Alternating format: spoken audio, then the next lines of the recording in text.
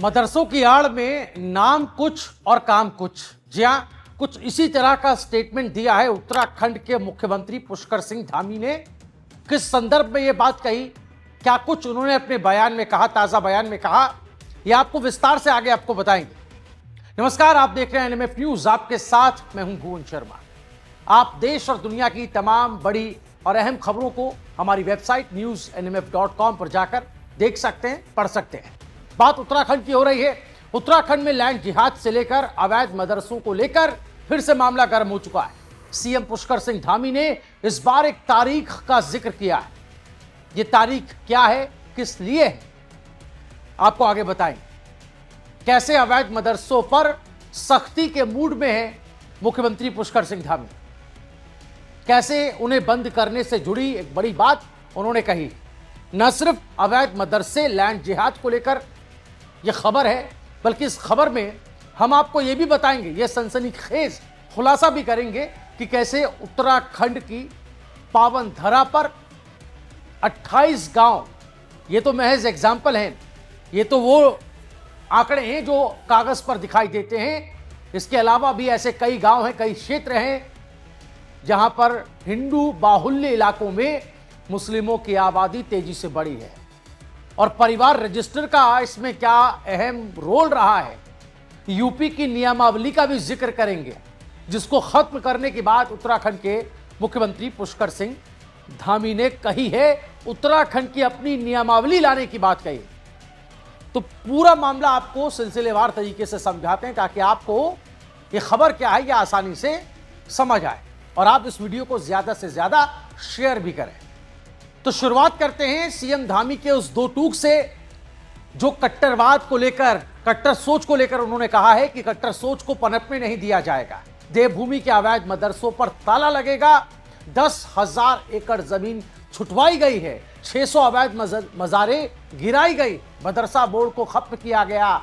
कैसे कट्टरपंथी विचारधारा पर कड़ी नकेल कसने का काम उत्तराखंड में हुआ है और इसको लेकर क्या मियाद तय की है सीएम धामी ने।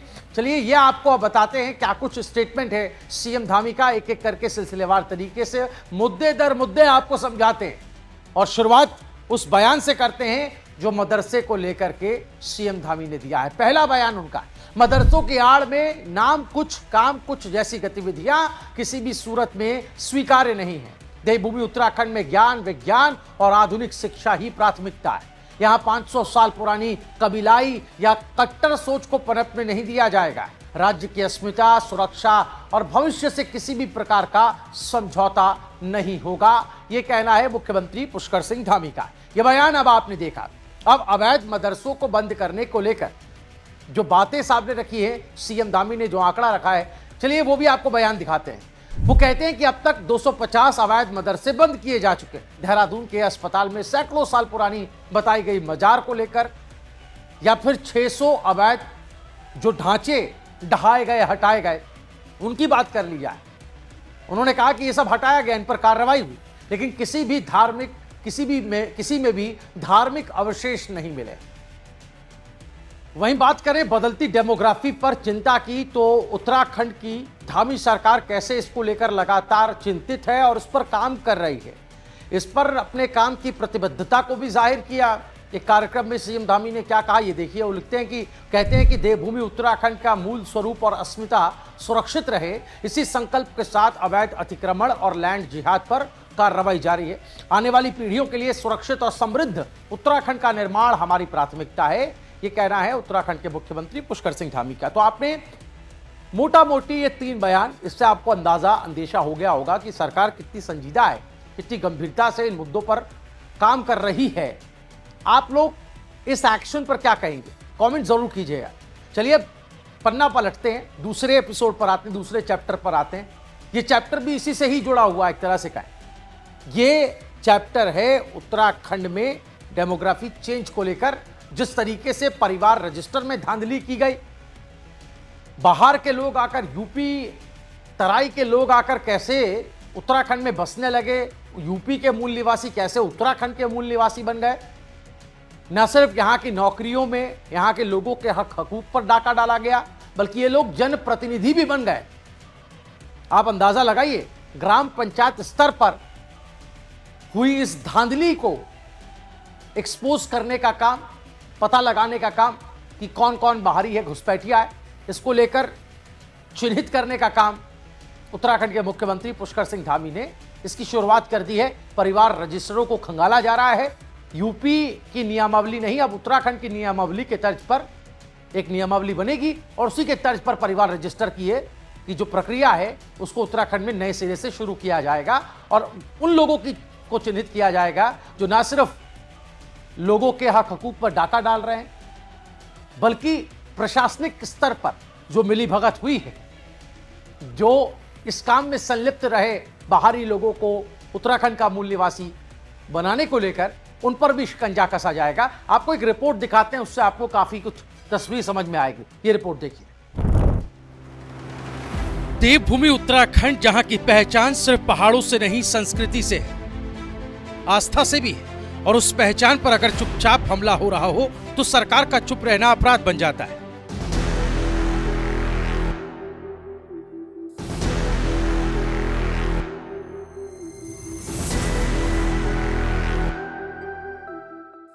मुख्यमंत्री पुष्कर सिंह धामी ने जनसंख्या असंतुलन के मुद्दे पर अब तक की सबसे बड़ी कार्रवाई करते हुए परिवार रजिस्टर घोटाले की जांच के आदेश दे दिए। ये फैसला सिर्फ कागजों की जांच नहीं है, ये फैसला है देवभूमि की पहचान बचाने का। उत्तराखंड में डेमोग्राफी चेंज को लेकर अब जमीनी अध्ययन शुरू हुआ तो चौंकाने वाली सच्चाई सामने आ रही है। कई ऐसे गांव जो राज्य बनने से पहले हिंदू बाहुल्य थे, आज मुस्लिम बाहुल्य हो चुके। सवाल उठा, आखिर ऐसा कैसे हुआ? जवाब मिला परिवार रजिस्टरों में। 1970 से चली आ रही उत्तर प्रदेश की नियमावली के तहत बने इन रजिस्टरों में फर्जी नाम, डुप्लीकेट एंट्री, बाहरी लोगों की अवैध घुसपैठ और सरकारी जमीनों पर कब्जे की एंट्री, सब कुछ दर्ज था। और यही वो जगह थी जहां से धामी सरकार ने सीधा वार किया। देहरादून जिले के विकासनगर परगना के 28 गांव में जांच के दौरान ऐसे मामले सामने आए, जहां शादी के बाद बाहर गई लड़की का नाम नहीं कटा, बल्कि उसके पति और ससुराल वालों के नाम उत्तराखंड के गांव में जोड़ दिए गए। यूपी और उत्तराखंड दोनों राज्यों से सरकारी लाभ लिए गए, यानी एक राज्य दो पहचान और डबल फायदा। मुख्यमंत्री पुष्कर सिंह धामी ने इस पूरे मामले को हल्के में नहीं लिया। शनिवार को एक उच्च स्तरीय बैठक बुलाकर उन्होंने 3 बेहद सख्त निर्देश दिए थे, जिसमें पहला 2003 के बाद बने सभी परिवार रजिस्टरों की जांच का आदेश, दूसरा जांच से पहले सभी रजिस्टर जिलाधिकारी की कस्टडी में होंगे, तीसरा यूपी की नियमावली को खत्म किया जाएगा और उत्तराखंड की अपनी नियमावली बनेगी। ये सिर्फ प्रशासनिक सुधार नहीं है, ये राज्य की संप्रभुता की रक्षा भी है। मुख्यमंत्री के सामने ग्राम पंचायत विभाग ने एक और चौंकाने वाला आंकड़ा रखा। पिछले अप्रैल से अब तक 2.5 लाख नए परिवार अचानक उत्तराखंड में जुड़ गए। सवाल सीधा है, ये परिवार कहां से आए, कैसे आए और किस आधार पर जुड़े? मुख्यमंत्री ने गहन जांच के आदेश दिए। यहाँ सबसे बड़ा सवाल उठता है कि क्या ये सब बिना सिस्टम की मिलीभगत के मुमकिन था? धामी सरकार ने सवाल से मुंह नहीं मोड़ा। मुख्यमंत्री ने साफ कहा कि अगर किसी अधिकारी ने लापरवाही की, किसी ग्राम प्रधान ने जानबूझकर गलत एंट्री की या किसी ने आंख मूंद कर साइन किए तो कार्रवाई होगी, नाम देखकर नहीं बल्कि उसका काम देखकर। ये संदेश साफ है कि अब देवभूमि में फर्जीवाड़े की कोई जगह नहीं। जांच में ऐसे ग्राम प्रधान भी मिले जो यूपी के मूल निवासी थे, फर्जी दस्तावेजों से उत्तराखंड में वोटर बने और फिर जनप्रतिनिधि तक बन गए। इन मामलों पर परगना के अधिकारी से लेकर डीएम की अदालतों में मामले चलते रहे, लेकिन सिस्टम यूं ही सोता रहा। अब उस सिस्टम पर धामी सरकार ने ब्रेक लगा दिया है।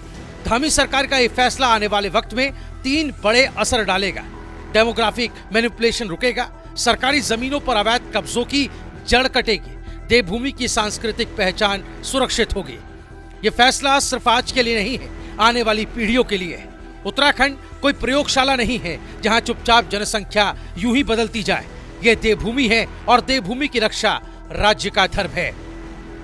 तो देखा आपने, चाहे बात परिवार रजिस्टर की हो, उत्तराखंड के डेमोग्राफी चेंज की हो, बात चाहे लैंड जिहाद की हो, अवैध मदरसों पर ताले लगाने की हो, इन मामलों को लेकर भले ही विपक्ष ये कहे कि ये सियासी जो है वो कदम है या फिर एक कौम को, एक कम्युनिटी को टारगेट करने की बीजेपी की एक पुरानी स्ट्रैटेजी है, रवायत है, लेकिन उत्तराखंड की स्याह हकीकत है वक्त की मांग है कि ऐसे एक्शन जल्द लिए जाने चाहिए, नहीं तो जैसा देश दुनिया में घट रहा है, और दुनिया की बात क्या कर लें, देश की ही बात कर लें, असम में ज़्यादा दूर जाने की ज़रूरत नहीं है, हमने देखा। और हमारे पड़ोसी बांग्लादेश, वो तो आप देख ही रहे हैं।